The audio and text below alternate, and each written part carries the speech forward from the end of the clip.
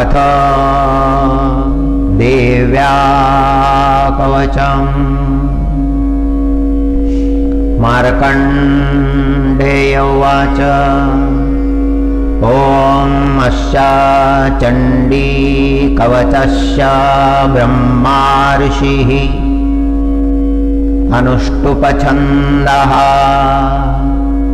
चामुण्डा देवता अङ्गन्यासोक्तमातरो बीजम् दिग्बन्धदेवतास्तत्त्वम् श्रीजगदम्बा प्रीत्यर्थे सप्तशती पाठाङ्गत्वेन जपे विनियोगः। ॐ नमश्चण्डिकाय। मार्कण्डेय उवाच ॐ यद्गुह्यं परमं लोके सर्वरक्षाकरं नृणां यन्न कस्यचिदाख्यातं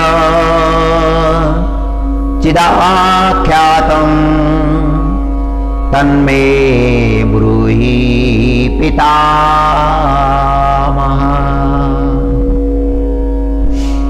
आज नवरात्रि का आरंभ है। आज प्रतिपदा है।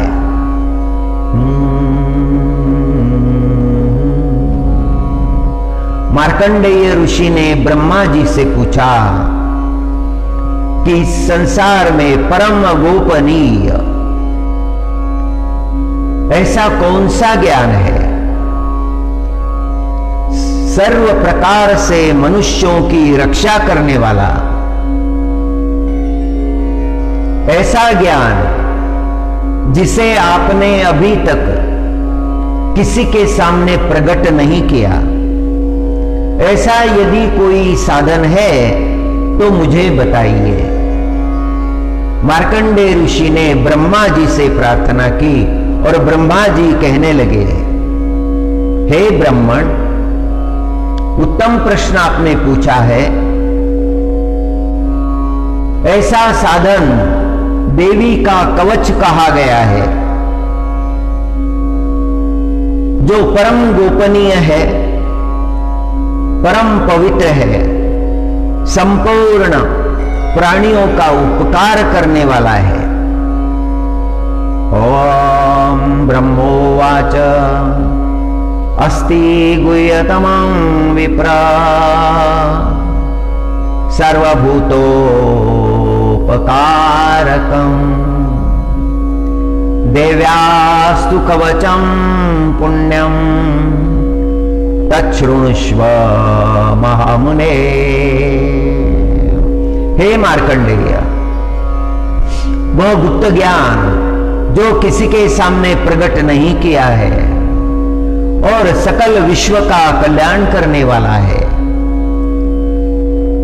सकल विश्व पर उपकार करने वाला है। देव्यास्तु कवचम पुण्यम, वह देवी कवच अभी मैं आपको सुना रहा हूं। देवी की 9 मूर्तियां हैं, देवी के 9 स्वरूप है। प्रथमं शैलपुत्रीं च द्वितीयं ब्रह्मचारिणी तृतीयं चंद्रघंटेति कुष्मांडेति चतुर्थकं पंचमं स्कंदमातेति षष्ठं कात्यायनी च सप्तम कालरात्रीति महागौरीति चाष्टमम् नवमं सिद्धिदात्री च नवदुर्गाः प्रकीर्तिताः स्थिताः। जगत में इन 9 स्वरूप की बड़ी महत्ता है। ये 9 स्वरूप बड़े महत्व के हैं अंबिका के। पहला स्वरूप है शैलपुत्री, दूसरा स्वरूप है ब्रह्मचारिणी, तीसरा स्वरूप है चंद्रघंटा, चौथा स्वरूप है कुष्मांडा, पांचवा स्वरूप है स्कंद माता, छठवां स्वरूप है कात्यायनी, सातवां स्वरूप है कालरात्रि, आठवां स्वरूप है महागौरी और नवम स्वरूप है सिद्धिदात्री। क्रम क्रम से देवी की उपासना नवरात्रि में मनुष्य को करनी चाहिए। माता बड़ी दयालु है, बड़ी कृपालु है,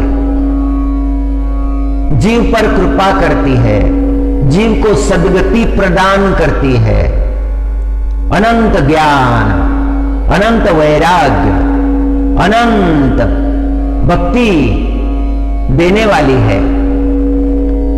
नवरात्रि में हम श्री माता जी का चिंतन करेंगे, जिनमें क्षमता है, अनुकूलता है, स्वास्थ्य की अनुकूलता, उन्हें उपवास करना चाहिए। नवरात्रि के जो उपवास जो विधि विधान से बताए गए हैं करने चाहिए। माता का महात्म्य बहुत श्रेष्ठ है। पहला स्वरूप जो है शैलपुत्री, हिमालय की कन्या हुई है।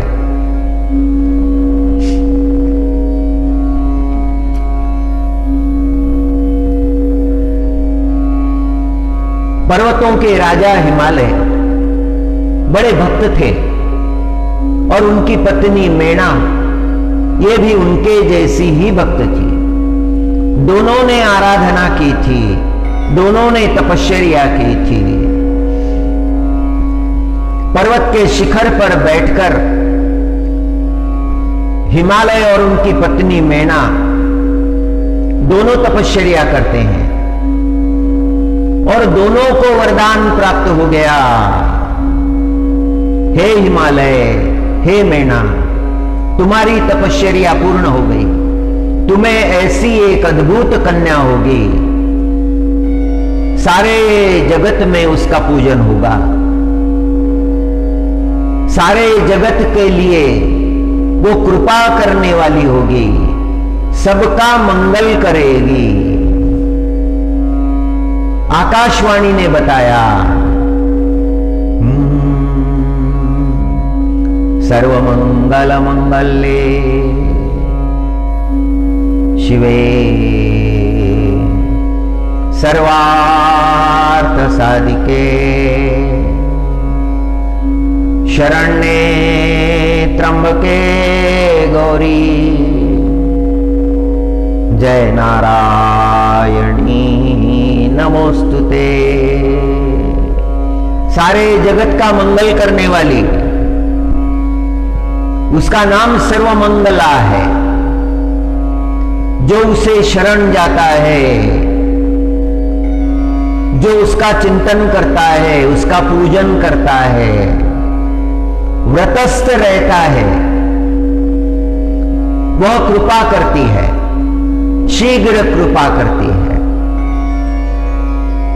मंगल करने वाली है, इसीलिए उसे सर्वमंगला कहा है। सर्वमंगल मांगल्ये शिवे सर्वार्थ साधिके। शिव स्वरूपा है,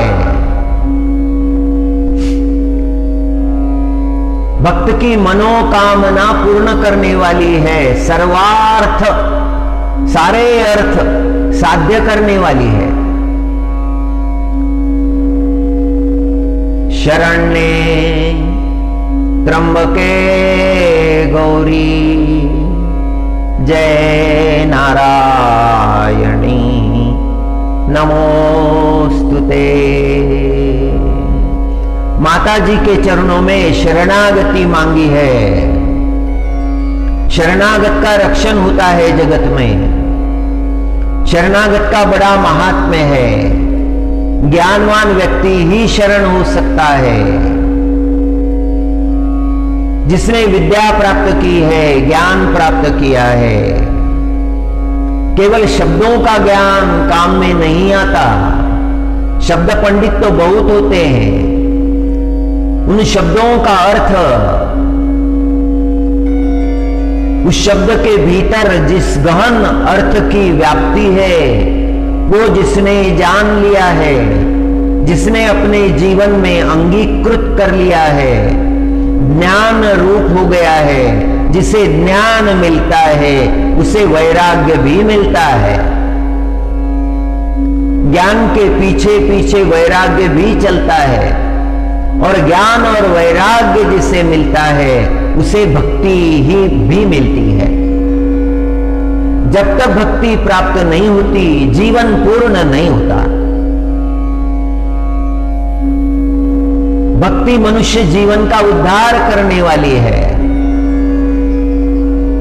भक्ति मोक्ष प्रदात्री है। आज इस शुभ वेला में, इस प्रात बेला में माता जी के चरणों में आज हमें यही प्रार्थना करना है कि हे मां, हम तो पात्र नहीं है, हम तो योग्य नहीं है, तुम्हारी साधना कर सकें ऐसा ज्ञान भी हमारे अंतःकरण में अभी तक नहीं उपजा है। वैराग्य का भी उदय नहीं हुआ है। भक्ति की प्राप्ति तो दूर की बात है, किंतु हे मां, आपकी कृपा से सब संभव है। यदि आपकी कृपा हो जाए,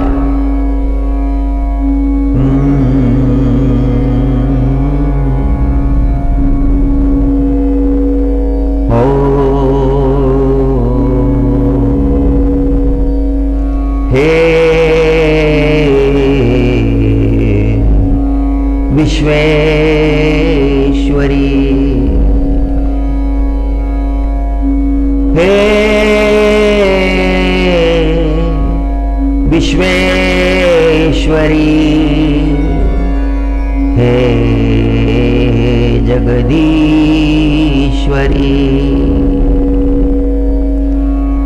शरणागत में हे मातेश्वरी। हे मां, तुम्हारे चरणों में मैं शरण आया हूं। मेरा रक्षण करो मां।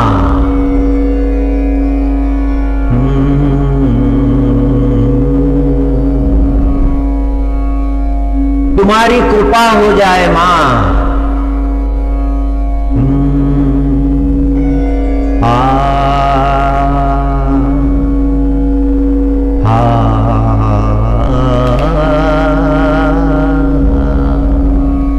ब्रह्मा जी ने मार्कंडेय ऋषि से कहा,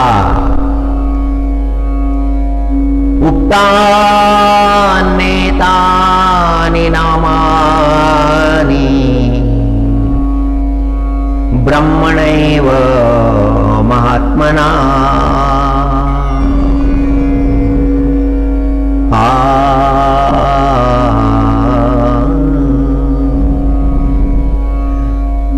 देवी के नामों का स्मरण करना चाहिए। प्रथमं शैलपुत्री च, द्वितीयं ब्रह्मचारिणी,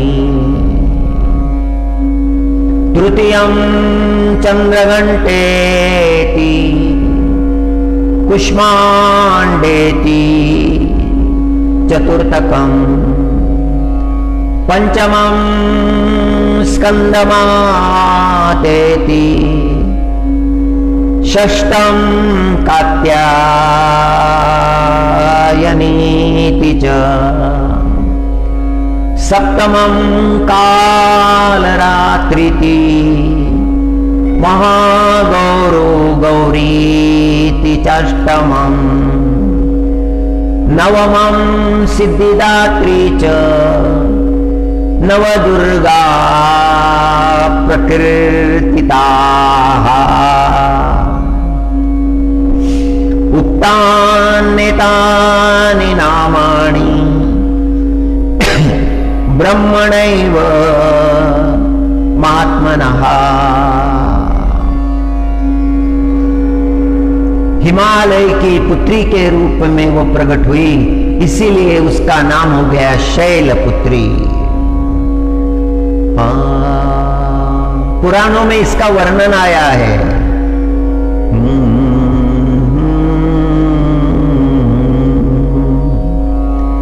ब्रह्मचारयितुं शीलं यस्या सा ब्रह्मचारिणी। ब्रह्मचारिणी किसे कहा गया है? ब्रह्मचर्य का आचरण जो करती है, सच्चिदानंद रूप ब्रह्म स्वरूप की प्राप्ति करना जिनका स्वभाव है, उन्हें ब्रह्मचारिणी कहा है।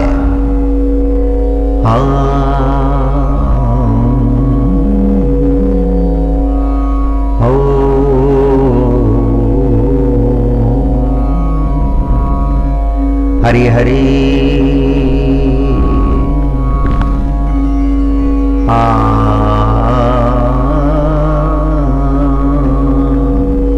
षोडश मातृओं का वर्णन है शास्त्रों में, पुराणों में।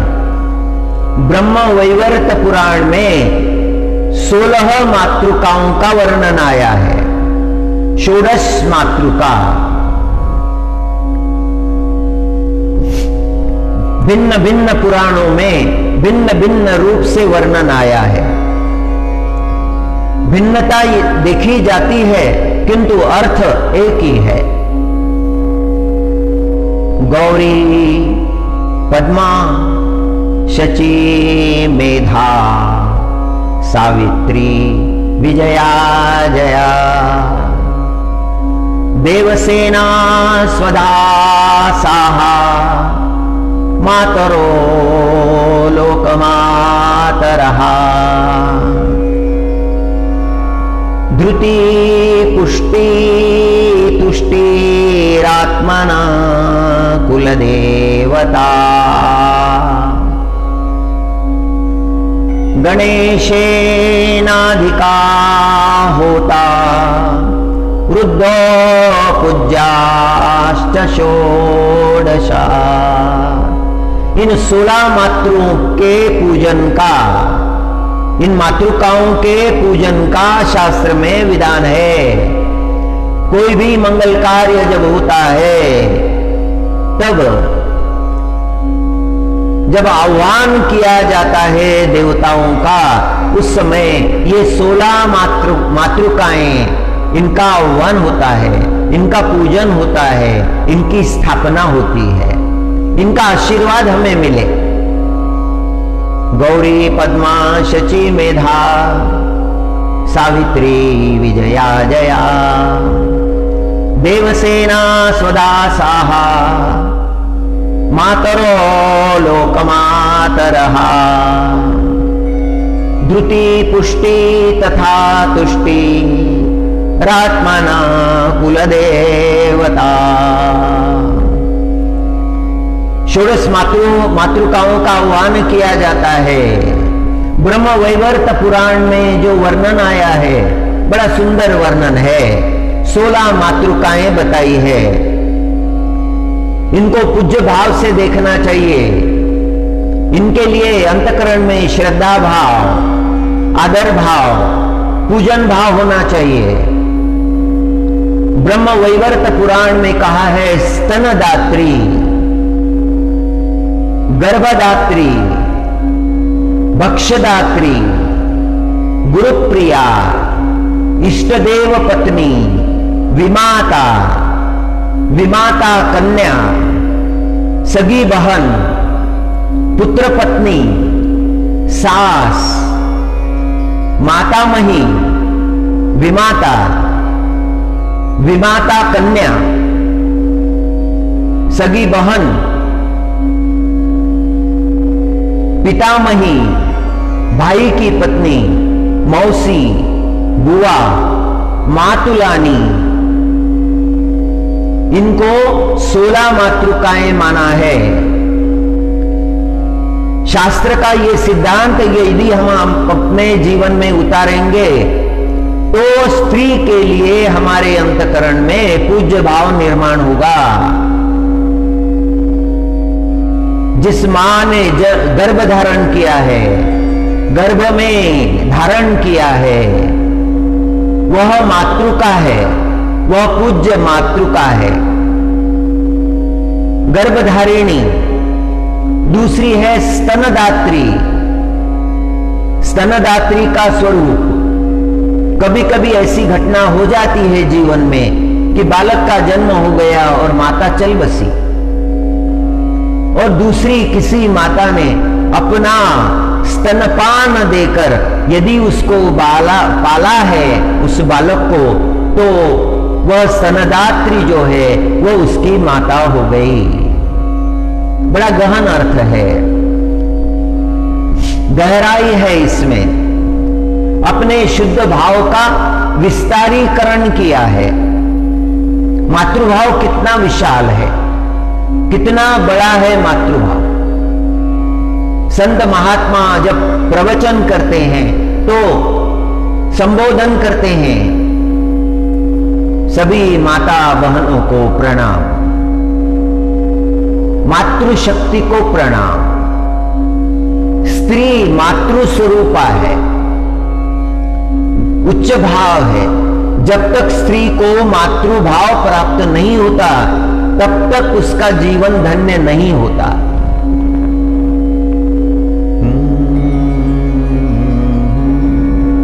गर्भ धारण करने वाली मातृका है, स्तनपान देने वाली मातृका है, भोजन खिलाने वाली मातृका है।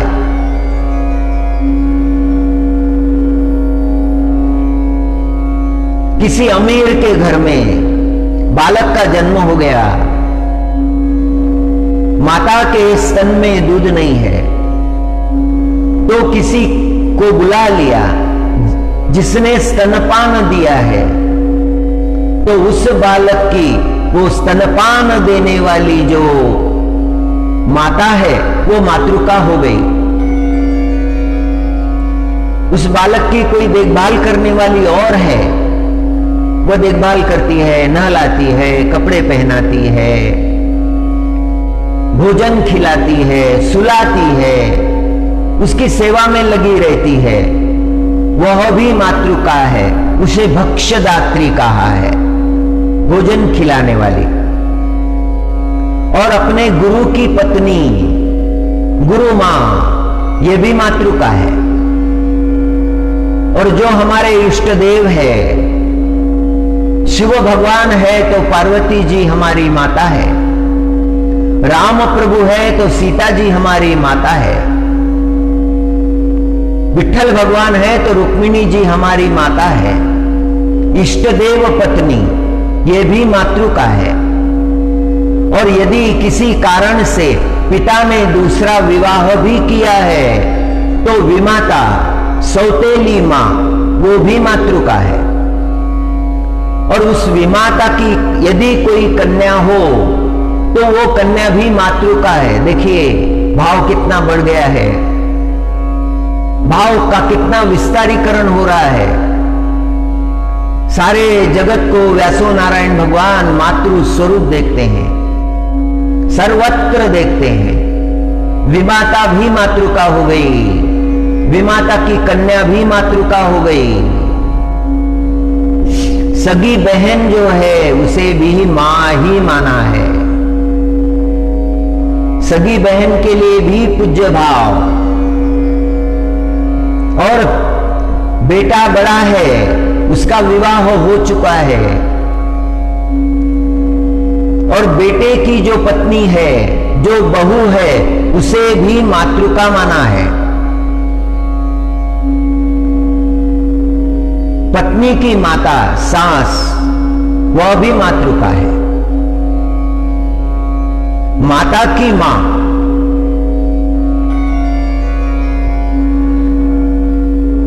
मातामही, वो भी मातृका है। पितामही, पिताजी की मां, वो भी मातृका है। दादी, नानी, ये सब मातृकाएं हैं। भाई की पत्नी, अनुज है, छोटा भाई है, उसकी जो पत्नी है वो भी मातृका है। मां की बहन, मौसी, वो भी मातृका है। पिताजी की बहन, बुआ, वो भी मातृका है। और मामा की पत्नी, वो भी मातृका है। वेदों में जिन शास्त्र का उच्चारण किया है, पुराणों में उन तत्वों को आकार दिया है, स्पष्टता दी है। ब्रह्म वैवर्त पुराण में ये 16 मातृकाएं मानी गई है। आज का जो स्वरूप है माता जी का, वो शैल पुत्री का है। गिरिराज हिमालय की पुत्री बनी है, पार्वती देवी बनी है। पार्वती जी देवी के सभी स्वरूपों की अधीश्वरी है। हरि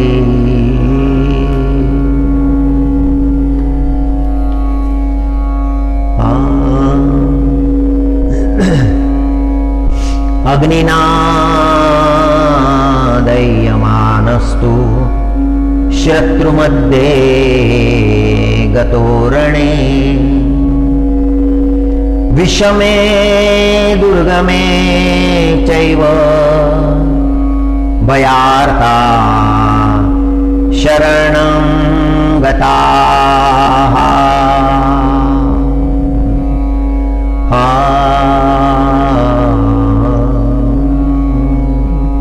भगवान वेद व्यास ने वर्णन किया है कि जो मनुष्य अग्नि में जल रहा हो, रणभूमि में शत्रुओं से घिरा हुआ हो, विषम संकट में पड़ गया हो, इस समय भय से आतुर हो गया हो, तो उसने यदि भगवती दुर्गा की शरण ग्रहण की तो श्री दुर्गा जी उसका रक्षण करती है, उस पर कोई आंच आने नहीं देती। न तेषां जायते किंचित अशुभम रण संकटे, उसका कभी अशुभ नहीं होता, उसका कल्याण ही होता है, क्योंकि उसने माता जी की शरण ग्रहण की है। नापदम तस्य पश्यामि शोक दुख भयं नहीं। हरि हरि हरि। एक बार का प्रसंग है, श्री कृष्ण परमात्मा, ये प्रसंग श्रीमद् भागवत में भी आया है, यह प्रसंग देवी भागवत में भी आया है। कुछ बातों में थोड़ी बहुत भिन्नता मिल जाती है, किंतु तथ्य एक ही है। प्रसंग के द्वारा जिस सत्य का प्रतिपादन किया है वह प्रतिपादन एक ही है।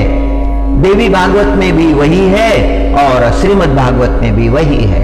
श्रीमद् भागवत के 10वें स्कंद में रुक्मिणी जी के विवाह के उपरांत एक घटना घटी।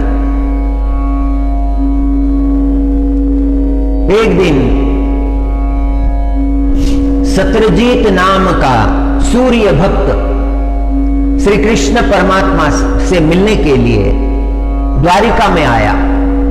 द्वारिका नगर का ही निवासी था। जब सत्यजीत आया तो यादव देखने लगे, इतना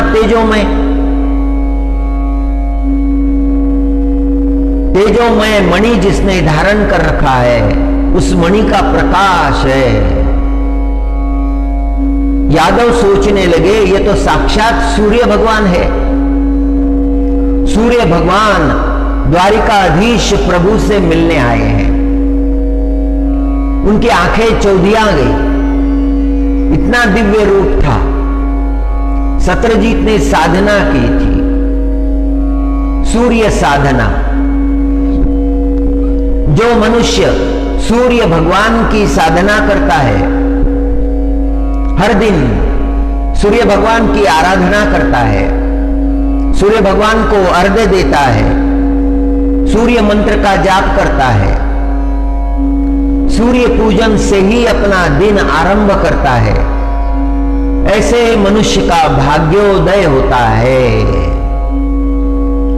भाग्योदय जिसे धन की प्राप्ति हो गई, जिसे यश की प्राप्ति हो गई, जिसका जगत में बहुत नाम हो गया, जगत जिसको वंदन करने लगा, ऐसी कीर्ति जिसकी प्राप्त हो गई, उसका भाग्योदय हुआ। जो धोखा देने में कुशल हो गया, लोगों का धन हरण करने में कुशल हो गया, बहुत धनवान हो गया, इसका भाग्योदय हुआ, ऐसा नहीं बोल सकते। जीवन में सकल मांगल्यों का उदय जिसके हुआ है, उसे भाग्योदय कह सकते हैं।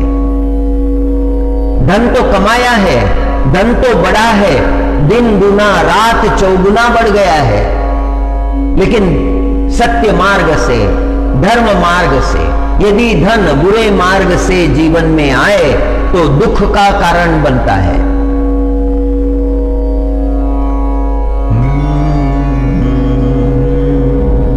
मनुष्य के जीवन की एक भी घटना व्यर्थ नहीं होती है, उसके परिणाम होते हैं, वो परिणाम भोगने पड़ते हैं, दंड भोगना पड़ता है।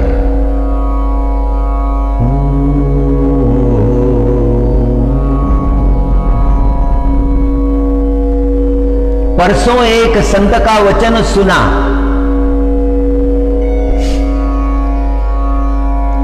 एक भक्त ने पूछा क्या वास्तव में नरक होते हैं या कोई कल्पना है? महात्मा जी ने उत्तर दिया, नहीं, कल्पना नहीं है, शास्त्रों ने जो वर्णन किया है वो सत्य है। गंभीरता से विचार करो, आप पढ़े लिखे हैं, बहुत ज्यादा तेज भोजन यदि आप ले लो तो क्या आपके पेट में उसके परिणाम नहीं होते हैं? हाँ, अवश्य होते हैं।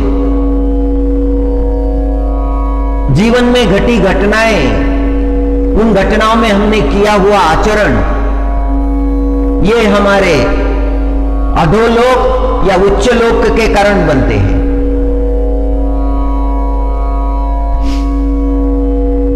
महात्मा जी ने कहा कि देखो, शास्त्र की बात मानो। एक महात्मा की मृत्यु हो गई,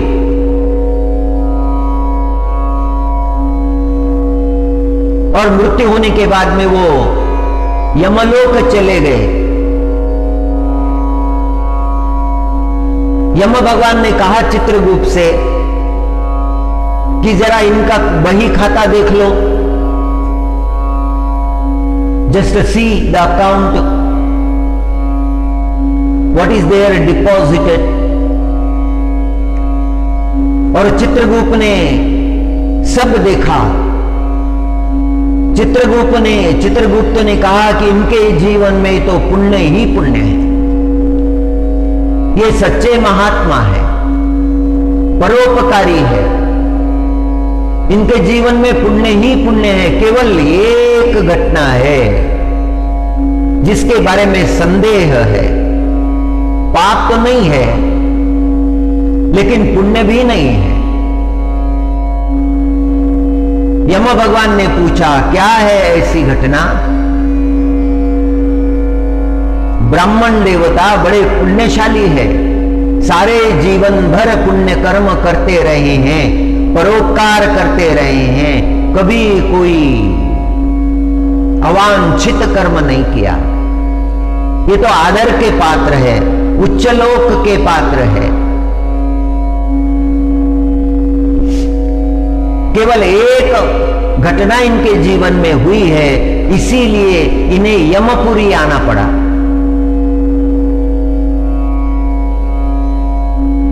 चित्रगुप्त ने घटना सुनाई कि महाराज ये एक बार जूता बनाने के लिए गए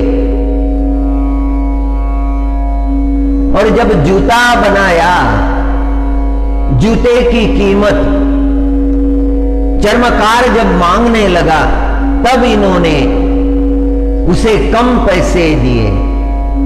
उसने कहा कि इतना संभव नहीं है, मुझे जो खर्चा आया है वह इससे ज्यादा है। मुझे मजदूरी ना मिले कोई बात नहीं, लेकिन जो कीमत लगी है उतनी दे दीजिए। इन्होंने 2 पैसे उसे कम दे दिए। वो मिन्नतें करता रहा। इन्होंने कहा कि विप्र की सेवा करना तुम्हारा कर्तव्य है, तुम्हें तो कभी अवसर मिलता नहीं सेवा करने का, तो ठीक है 2 पैसे तुम्हें कम। उसका हक मार लिया था। यह एक अपराध बना है। ये छिपाया नहीं था, और यदि छिपाया जाता तो घोर अपराध हो जाता। ये प्रकट था।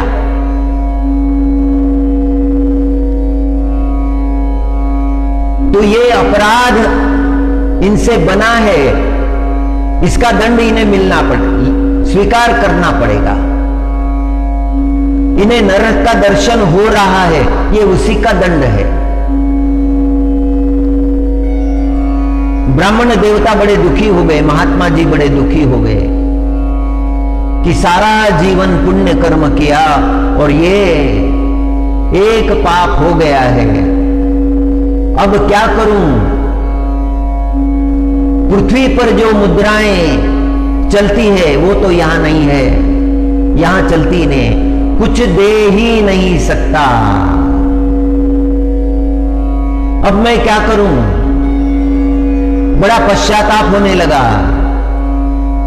मनुष्य को कर्म करते समय सावधान रहना चाहिए।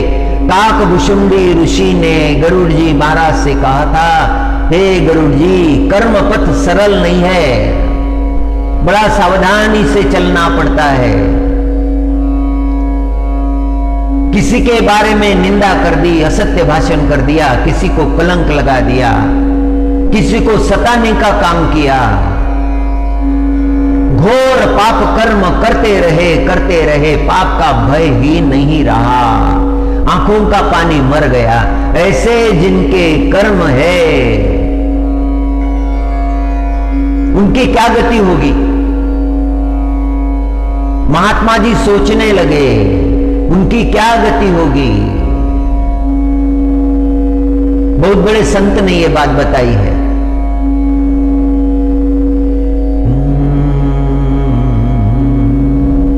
महात्मा जी ने यमदूत से कहा कि यहां पर तो कुछ दिया नहीं जा सकता और लिया नहीं जा सकता, और मैं तो अपने उस ऋण से मुक्त होना चाहता हूं। मेरे मन में विचार आया है कि उस 2 पैसे के लिए मैं अपने पुण्य जो है वह इसको अर्पण करूं। ये बात सुनते ही घंटानाद हो गया। यमदेव कहने लगे कि तुम्हारे पाप का प्रायश्चित हो गया। वैसे नरक में कोई पुण्य नहीं हो सकता, पुण्य किया नहीं जा सकता, वहां पर जो है उसी को भोगना पड़ता है। नरक भोगने के बाद में भी नरक नहीं छूटता है, एक बार भोग लिया फिर भोगना पड़ता है।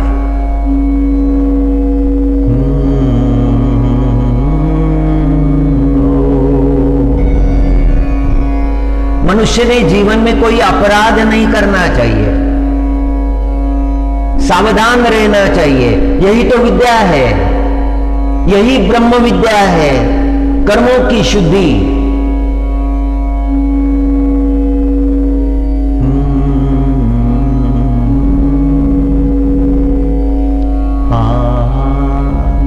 सत्रजीत ने सूर्य भगवान की उपासना की थी। सूर्य भगवान प्रसन्न हुए, उन्होंने शमंतक मणि नाम का मणि दे दिया जिससे प्रकाश निकलता था, और रोज 8 भार वह सोना देता था। एक भार का वजन होता है आज की भाषा में 8 किलो, और वो 8 भार यदि सोना देता है तो आज की भाषा में वह हो गया 64 किलो। हर दिन पूजन समाप्त होने के बाद सत्रजीत को 64 किलो सोना मिलता था। अब इस सोने का करेगा क्या? वह दान पुण्य करने लगा, उसकी महिमा बढ़ गई, बहुत बढ़ गई। द्वारका में सब लोग उसे मानने लगे और बहुत सम्मान मिलने लगा। अंतकरण में अहंकार का उदय तो होना ही था। सत्रजीत के अंतकरण में अहंकार का उदय हो गया। उसने वो मणि धारण किया, वो कृष्ण परमात्मा से मिलने आया। यादवों ने देखा, यादव सोचने लगे सूर्य भगवान आए हैं। यादव दौड़े, कृष्ण परमात्मा से कहने लगे, प्रभु आपसे मिलने सूर्य भगवान आए हैं। तेजोमय है, दीप्तिमान है, दिव्य प्रकाश है उनका। कृष्ण परमात्मा ने कहा, अरे सूर्य भगवान नहीं आ रहे हैं, सत्रजीत आ रहा है, उनका स्वागत करो। सत्रजीत का स्वागत हुआ। श्री कृष्ण परमात्मा से मिलने आए। श्री कृष्ण परमात्मा को मणि दिखा रहे हैं, देखिए भगवान, यह मणि मुझे सूर्य भगवान ने दिया है। परमात्मा ने वो मणि देखा। परमात्मा सोचने लगे, ये मणि दुख का कारण होगा।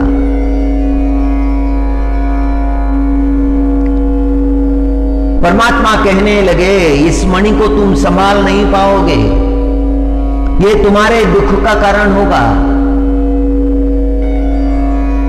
धन अत्यधिक अगर बढ़ जाए तो फिर दुख का कारण बन जाता है। निर्धन तो सो जाता है, धनवान नहीं सो पाता। धनवान को निद्रा नहीं लगती। धनवान के अंतकरण में अनेक भय रहते हैं, कहीं भाई तो नहीं ले लेगा, कहीं पत्नी तो नहीं छिपा देगी, कहीं पुत्र तो नहीं उड़ा देगा, कहीं मेरे मित्र विश्वासघात तो नहीं करेंगे, कहीं घर के नौकर चोरों को तो नहीं बुलाएंगे। नाना प्रकार के भय, अनेक प्रकार के भय धन के पीछे लगे रहते हैं। शुद्ध मार्ग से कमाया हुआ धन सुख का कारण होता है, बुरे मार्ग से कमाया हुआ धन दुख का कारण होता है।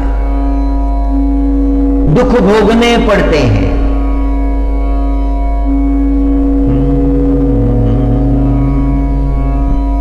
एक दिन की कथा में प्रसंग आया था कि धन का दशमांश जो है वह धर्म का है, वह दान का है। वह संसार में यदि लगा दिया तो पुण्य की प्राप्ति नहीं होती है। धर्म का धर्म को ही जाना चाहिए।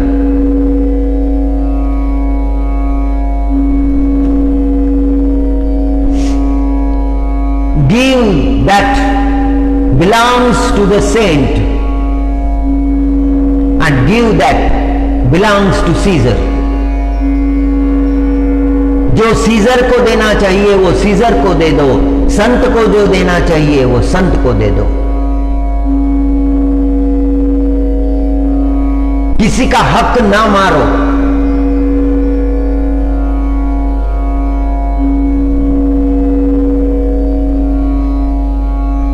परमात्मा ने कहा, सत्रजीत ये दुख का कारण भी हो सकता है, तुम ऐसा करो,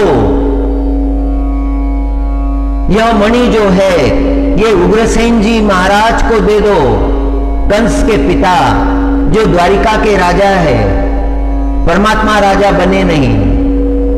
और ये बात सुनते ही सत्रजीत के मन में विचार आया कि परमात्मा को लोभ हो गया है,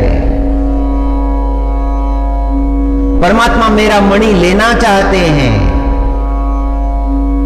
सत्रजीत निकल गया। परमात्मा को क्या आवश्यकता है शमंतक मणि की? जिनके कंठ पर कौस्तुभ मणि हो उन्हें शमंत मणि की क्या आवश्यकता है? ये बात समझ में नहीं आई सत्रजीत के। घर में जाकर उसने वह मणि यथास्थान रख दिया। सत्रजीत के भाई थे, छोटे भाई, जिनका नाम था प्रसेनजीत। प्रसेनजीत ने सोचा क्यों ना वह मणि प्रसेनजीत धारण करे, और उसने उस मणि को पहन लिया। पहनकर घूमने लगा उसके भवन में। बड़ा सुंदर दिखाई दे रहा था। घोड़े पर चढ़ा और वन विहार के लिए चला गया। वन में घूमने लगा, वन का आनंद लेने लगा।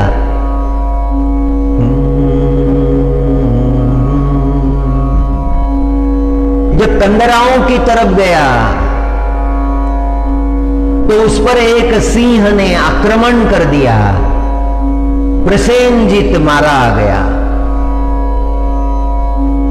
और वो सिंह जो था वह भी जांबवान के द्वारा मारा गया। और जांबवान उस मणि को ले गए। घर में प्रसेनजीत नहीं है, मणि भी नहीं है। सत्रजीत चिंता में पड़ गया। सेवकों ने बताया कि प्रसेनजीत मणि पहन कर गया था। सत्रजीत के मन में विचार आने लगे, मेरे भाई को मार डाला, मणि के लिए मार डाला। कृष्ण परमात्मा मणि चाहते थे। सत्रजीत खुलकर बोलने लगा। द्वारिका में सारी वार्ता फैल गई। कृष्ण परमात्मा ने प्रसेनजीत को मार दिया। परमात्मा पर कलंक लगा, हत्या का कलंक। ये खबर परमात्मा के पास आई। परमात्मा सोचने लगे इससे निवारण होना चाहिए, इस मणि की खोज होनी चाहिए। और परमात्मा ने अपने साथ कुछ विश्वस्त लेकर वन की ओर गमन किया। कुछ दिन बीत गए, परमात्मा लौटे नहीं। देवकी माता चिंतित हो गई, मेरे कृष्ण का क्या होगा? मेरा कृष्ण कहां है? मां का अंतःकरण है। देवकी मां ने व्रत ले लिया, अंबिका जी की उपासना करने लगी। देवी भागवत में यह प्रसंग आया है। यह श्रीमद् भागवत के 10वें स्कंद में आया है।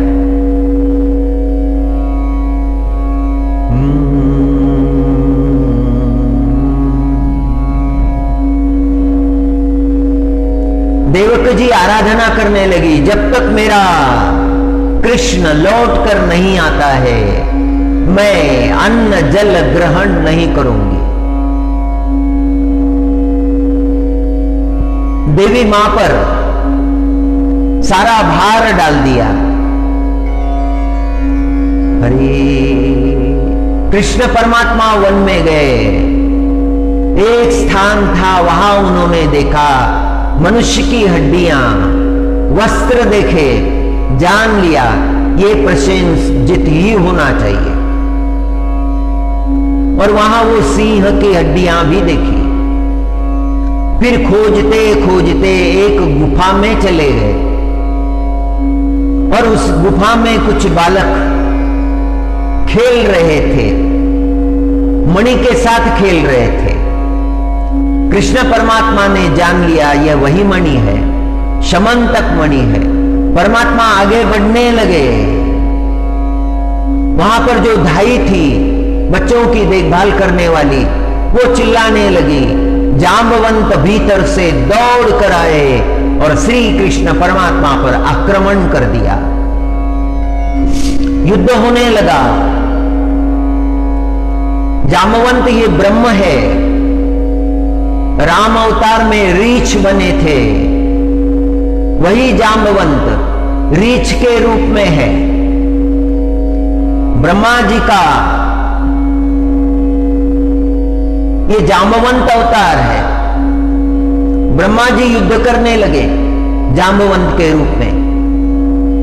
कृष्ण परमात्मा के संग में युद्ध चल रहा है। जांबवंत ने पराजय नहीं देखी थी कभी। इस बार उनको विजय नहीं मिल रही है। चिंता में पड़ गए हैं, क्या कारण है आज मुझे विजय नहीं मिल रही है। कई दिन हो गए हैं। कृष्ण परमात्मा की ओर देखते हैं तो राम प्रभु दिखते हैं। जांबवान की श्रद्धा राम प्रभु में थी। राम प्रभु के संग वनवास काल में जिन्होंने बड़ी सहायता की थी, एक क्षण के लिए राम प्रभु को देखते हैं, दूसरे क्षण कृष्ण परमात्मा को देखते हैं। मन में संभ्रम पैदा हो गया। जांबवन ने हाथ जोड़ लिए, हे प्रभु ये क्या हो रहा है, आज मुझे आपका स्मरण कैसे हो रहा है। त्रेता युग में आपकी सेवा की है हे रामचंद्र, और आज आपके संग मैं युद्ध कर रहा हूं, मेरे भ्रम का निवारण करो। प्रार्थना की जांबवान ने, और कृष्ण परमात्मा राम रूप में प्रकट हो गए। मैं ही राम था, मैं ही कृष्ण।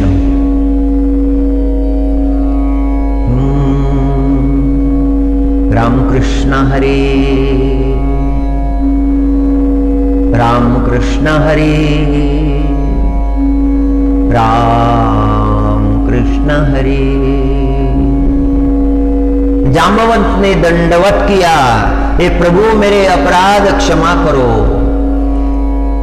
रामावतार में तो आपकी सेवा की और कृष्णावतार में आपके संग युद्ध किया। मणि का वृत्तांत परमात्मा ने सुना दिया। जांबवंत ने मणि दे दिया। जांबवंत रोने लगे। परमात्मा ने पूछा, हे जांबवंत रोते किस लिए हो? तुमने जो भी किया है वो उचित ही किया है। पश्चाताप का कोई कारण नहीं, रोने का कोई कारण नहीं। जामुन कहने लगे, हे प्रभु आपकी मैं क्या सेवा करूं? मेरा मन बार बार सोचता है। पिछले जन्म में मैंने आपसे एक वरदान मांगा था कि हे प्रभु आपसे यदि मेरा संबंध हो जाए, आप यदि मेरे संबंधी हो जाए,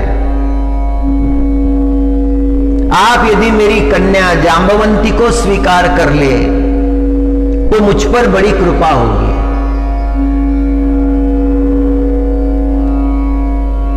और कृष्ण परमात्मा ने ब्रह्म भगवान की बात, जांबवंत की बात मान ली। परमात्मा की दूसरी पत्नी है जांबवंती। शमंतक मणि लेकर परमात्मा लौट आए। देवकी जी को बड़ा आनंद हुआ। अंबा जी की कृपा हो गई, देवी मां की कृपा हो गई। देवी मां का जो अनुष्ठान किया था वो सफल हो गया। माता कृपा करने वाली है। देवकी जी का भाव जो है वो बड़ा पवित्र है, बड़ा भव्य है।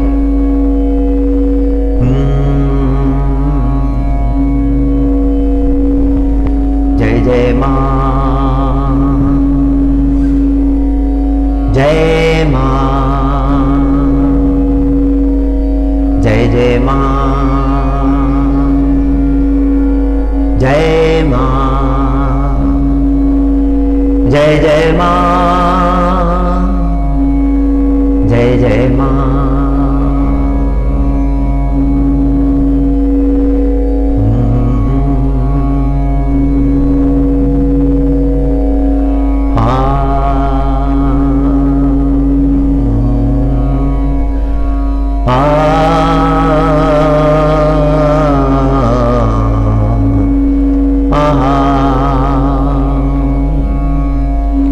एस्तु भक्त्या स्मृतानूनं तेषां वृद्धि प्रजायते। ये त्वां स्मरन्ति देवेशि रक्षसे तन्न संशयः।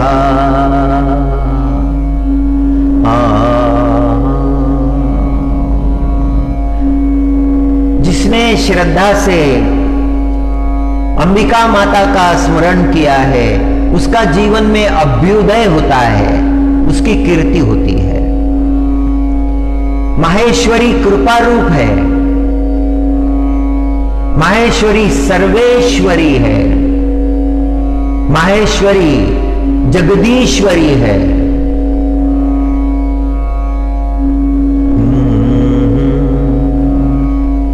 सर्वेश्वरी सर्वेश्वरी जगदीश्वरी हे मातृरूप महेश्वरी।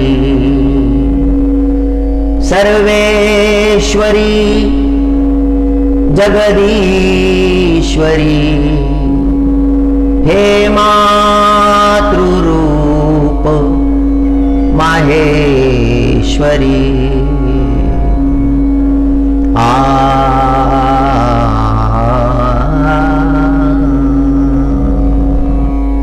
जो तुम्हारा चिंतन करते हैं हे मां, निस्संदेह तुम उनकी रक्षा करती हो। चामुंडा देवी प्रेत पर आरूढ़ होती है।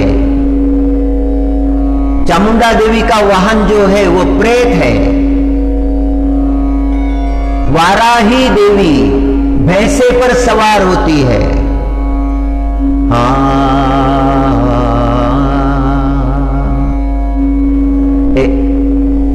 प्रेत संस्था तु चामुंडा वाराही महिषासना।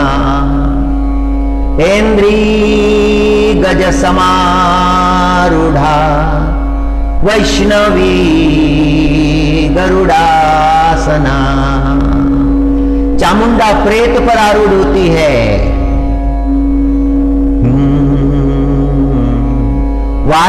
वाराही महिष पर आरूढ़ होती है। ऐन्द्री गज समारूढ़ा वैष्णवी गरुड़ासना। और ऐन्द्री नाम की जो देवी है वह हाथी पर सवार होती है।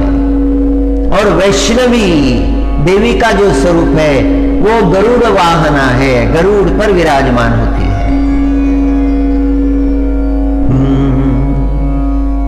माहेश्वरी वृषारूढ़ा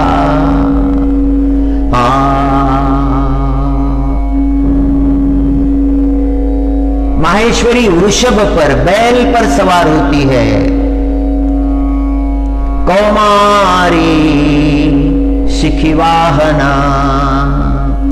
और कौमारी जो है उसका वाहन मयूर है, मयूर पर सवार होती है। और भगवान विष्णु की प्रिया महालक्ष्मी देवी ये पद्मासन पर कमल पर विराजमान होती है, हाथों में कमल धारण करती है। वृषभ पर आरूढ़ देवी ईश्वरी देवी के नाम से जानी जाती है। वृषभ पर आरूढ़ देवी श्वेत रूप धारण कर लेती है। ब्राह्मी देवी हंस पर आरूढ़ होती है, सब प्रकार के आभूषणों से विभूषित होती है। हरि हरि।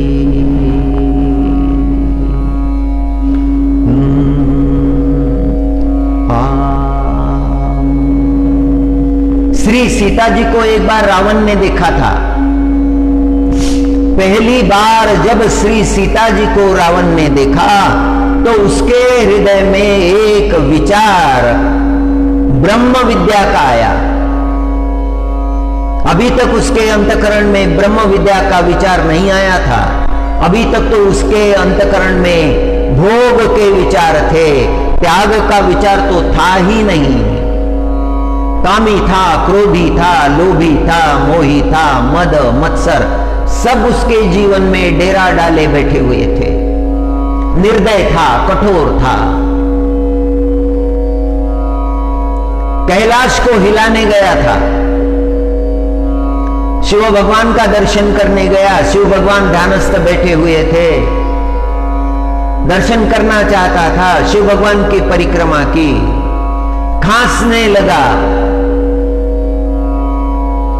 शिव भगवान आंखें खोले, मुझे देखे, ये इच्छा थी उसकी।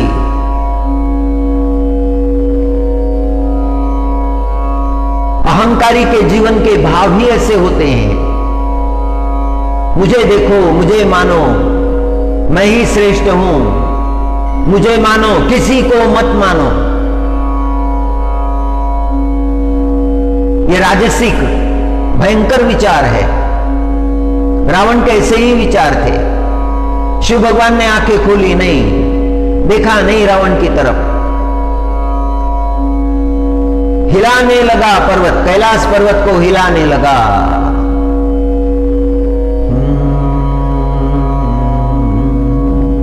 शिव भगवान ने आंखें खोली, क्रोध से देखने लगे, रे कीटक क्या कर रहा है।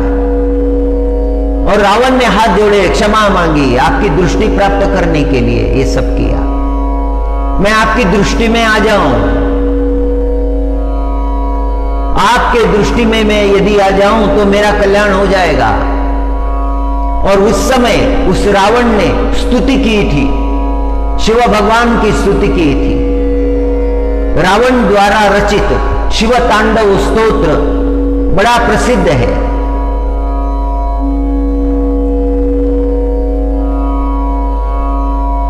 रावण की आराधना बड़ी उग्र थी, बड़ी उग्रता से वो गायन कर रहा था। शिव भगवान को उसने प्रसन्न कर लिया था। समृद्धि का विचार किया, वैभव का विचार किया, धन का विचार किया, शक्ति का विचार किया, ब्रह्म ज्ञान का विचार उसकी बुद्धि में आया ही नहीं। किसने उसे बताया ही नहीं। कौन बताए। उसके सामने खड़े होने की हिम्मत भी किसी की नहीं थी।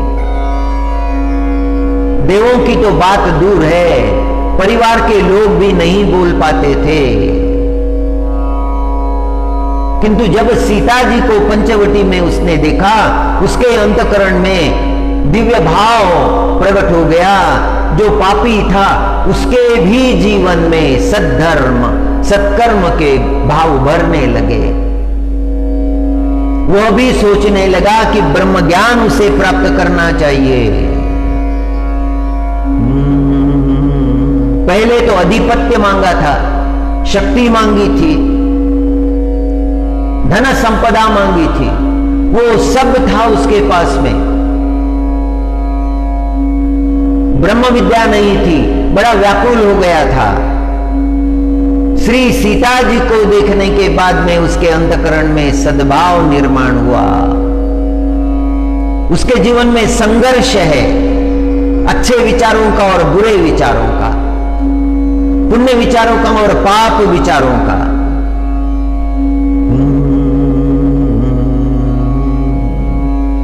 हरे, जिसे मन में इच्छा है कि मेरे अंतःकरण के भावों की शुद्धि हो, मुझे ज्ञान प्राप्त हो, मुझे वैराग्य प्राप्त हो, मुझे भक्ति प्राप्त हो, उसे दुर्गा सप्तशती का पाठ व्रतस्थ होकर करना चाहिए।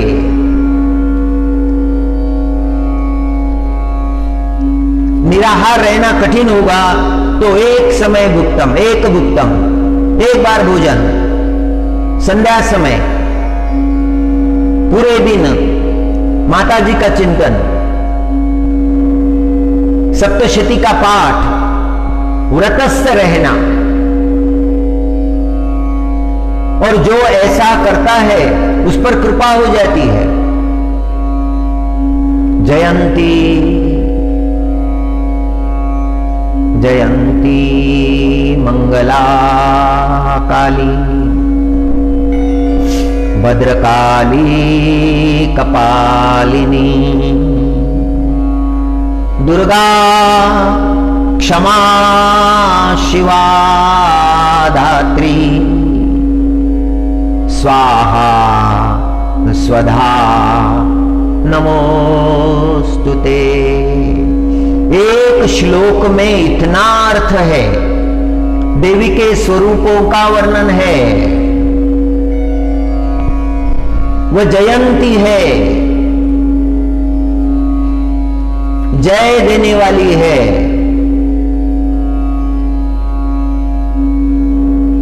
माता दुर्गा के भक्त को कभी जीवन में यश नहीं मिलता।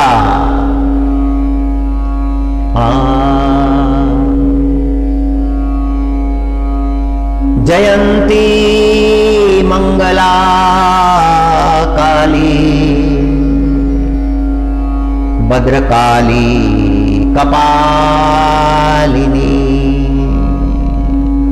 जय देने वाली है इसीलिए जयंती, सबका मंगल करने वाली है इसीलिए मंगला, सर्व मंगला। देवी का स्वरूप सर्व मंगला का है।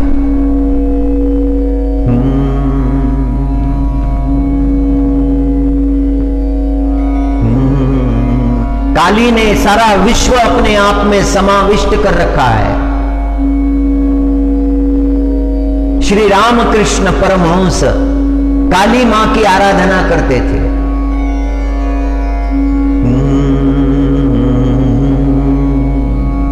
भद्रकाली, भद्र माने श्रेष्ठ, उसका रंग बड़ा मंगल है, कल्याणकारिणी है।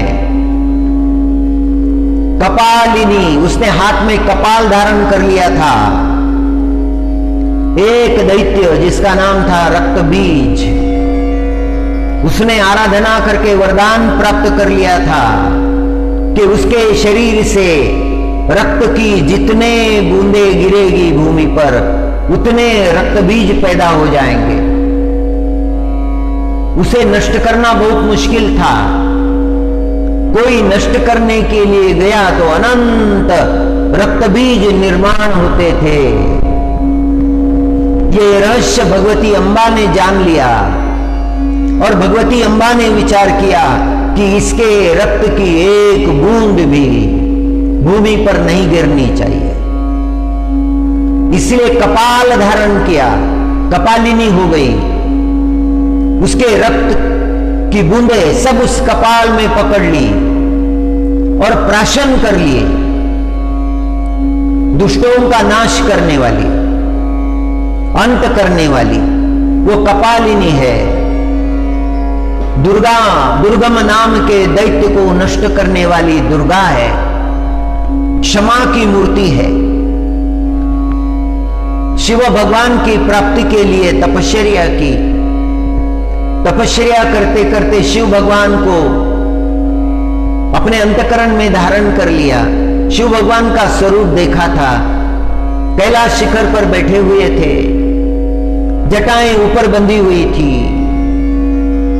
उन पर हिम था, बर्फ थी, धवल ऐसा स्वरूप था शिव भगवान का। और तपश्चर्या के लिए जब गई तो उन्होंने भी, पार्वती जी ने भी अपने केश जटा जैसे, ऋषियों की जटा जैसे बांध लिए, शिव स्वरूपा हो गई। इसीलिए शिवा कहा गया है। धात्री, सारे जगत का पालन करने वाली। स्वाहा, जब आहुति दी जाती है यज्ञ में तो स्वाहा उच्चारण होता है, अर्पण कर दी है। ओम नारायणाय स्वाहा, ओम गोविंदाय स्वाहा, ओम श्रीमन महादेवाय स्वाहा। यह आहुति अर्पण की है हे भगवान आपके लिए। आहुति अंबा जी का नाम है, देवी जी का नाम है, इसीलिए स्वाहा। और एक शब्द और आया है जिसका नाम है स्वधा। स्वाहा आहुतियां अर्पण करके देवों को पुष्ट किया है, और स्वधाहा, स्वधा नाम से जो आहुतियां दी गई है उनसे पितरों का रक्षण किया है। कल पितृपक्ष पूरा हो गया, आज नवरात्रि आरंभ हो गई है, आश्विन शुद्ध प्रतिपदा है आज। जगदोधारिणी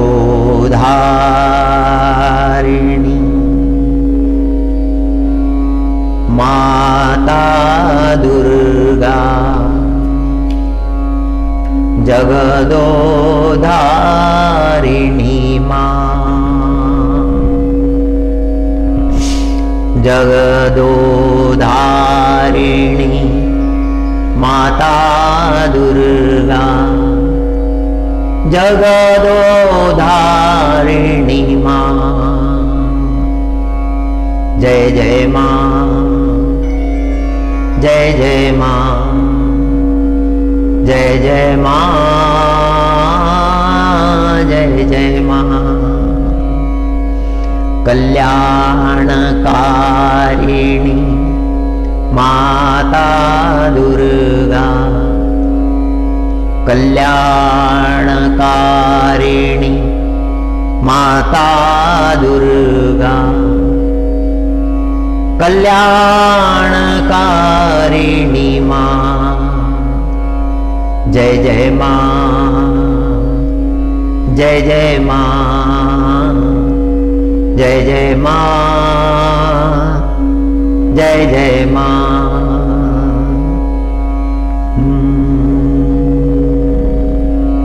वो माता पार्वती स्वरूपा है, अंबिका स्वरूपा है, जगदम्बा स्वरूपा है, वह माता लक्ष्मी स्वरूपा है।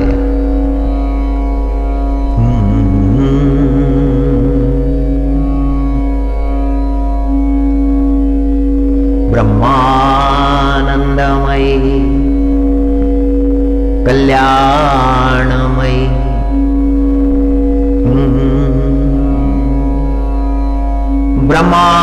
ब्रह्मानंदमयी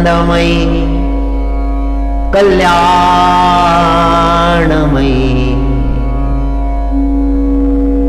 मातृरूप महेश्वरी, मातृ स्वरूपा है।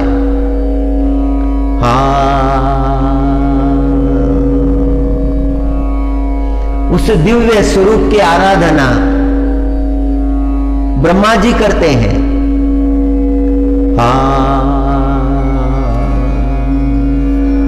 इतेता मातर सर्वा सर्वयोग समन्विता, नानाभरण शोभाढ्या नानारत्नोपशोभिता।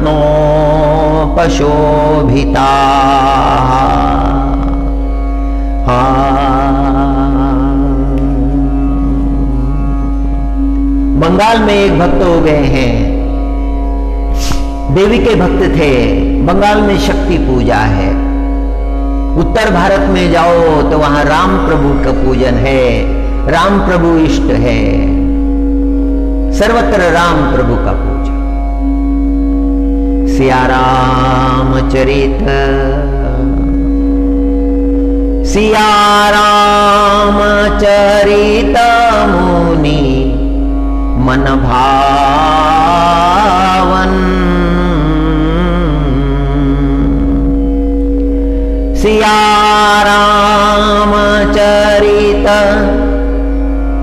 मुनि मन भावन,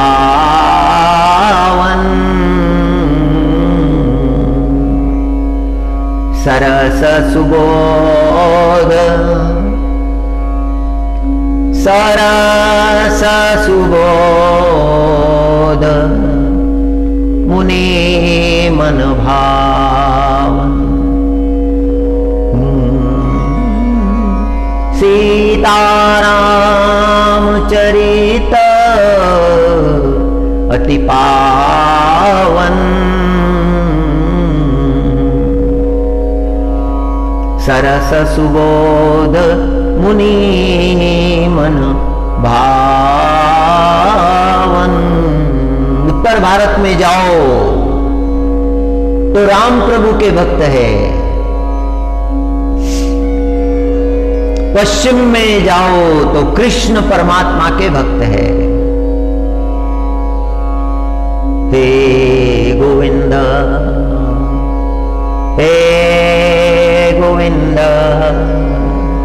हे माधव हे गोवर्धननाथ।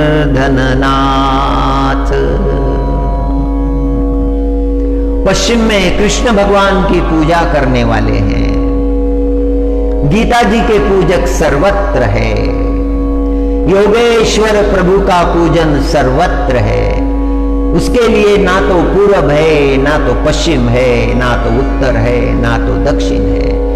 दशों दिशाओं में उसका महात्म्य है।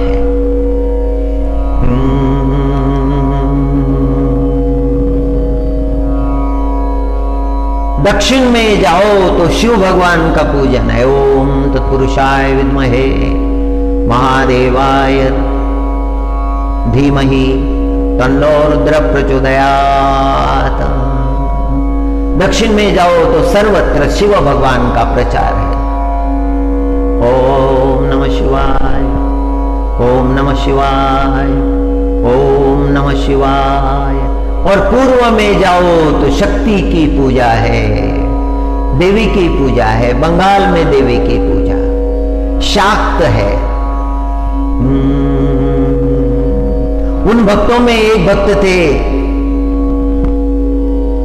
चंडीदास, बंगाल में, बहुत ज्यादा पढ़े लिखे नहीं थे। बचपन में ही माता पिता का देहांत हो गया, देखभाल करने वाला कोई नहीं रहा। गांव के लोगों ने उस ब्राह्मण बालक की देखभाल की। समय आने पर उसका उपनयन संस्कार करा दिया। बचपन से ही बालक देवी का भक्त था। विशालाक्षी मंदिर में उसे पुजारी के रूप में नियुक्त कर दिया। विशालाक्षी की वो पूजा करने लगा, अंबिका के भाव में तल्लीन हो गया। उसके मुख से सुंदर वचन निकलने लगे, काव्यमय वचन निकलने लगे। अंबा जी की कृपा हो गई। दिन भर वो गुनगुनाता रहता, सुंदर पदों की रचना करता। एक दिन देवी की पूजा जब कर रहा था तो देवी में से श्री कृष्ण परमात्मा बाहर आए। श्री कृष्ण परमात्मा को देखा, बार बार देखा, रोज देखने लगा। देवी ने आज्ञा की, कृष्ण भक्ति का प्रचार करो। और बंगाल में चंडीदास ने सुंदर पदों की रचना की। कृष्ण भगवान के पद वो घर घर गाए जाने लगे। जहां पर पुजारी के रूप में काम कर रहे थे, वहां पर कुछ लोगों के मन में ईर्ष्या निर्माण हो गई कि दिन भर गुनगुनाते रहता है, इसका मान सम्मान बढ़ गया है, इसकी कीर्ति बहुत बढ़ गई है। उसकी कीर्ति घटाने का विचार उन लोगों के मन में आया।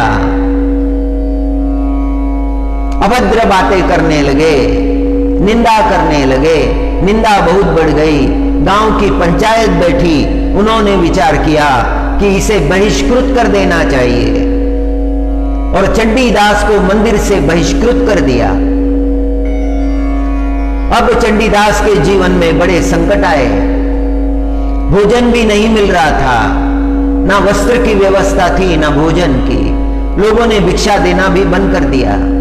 अब चंडीदास सोचने लगे, ये स्थान छोड़कर जाना चाहिए।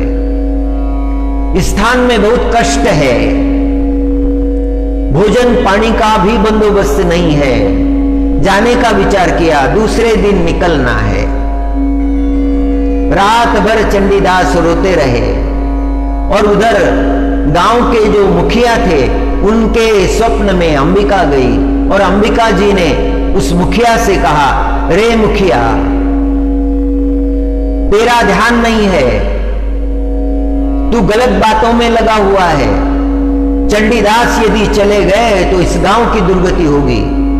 कल वो जाने वाले हैं, मेरे भक्त का अपमान किया है, मेरे भक्त को कष्ट दिया है।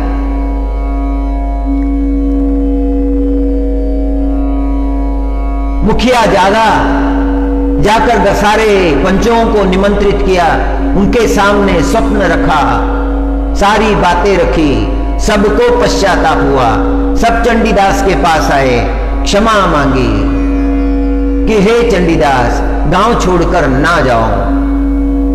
जिस मंदिर की सेवा आप करते थे उसी मंदिर की सेवा करते रहो।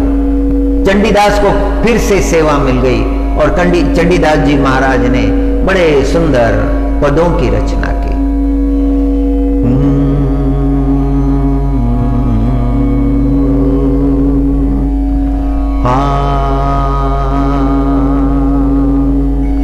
या देवी सर्वभूतेषु शक्ति रूपेण संस्थिता,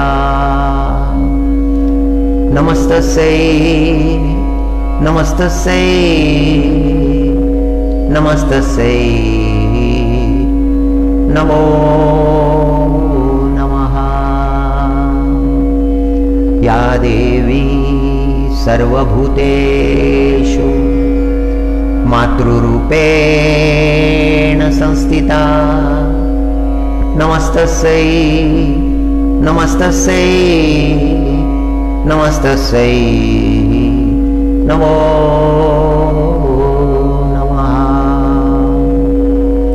सर्वमंगलमांगल्ये शिवे सर्वार्थसाधिके शरण्ये त्र्यंबके गौरी जय नारायणी नमोस्तुते।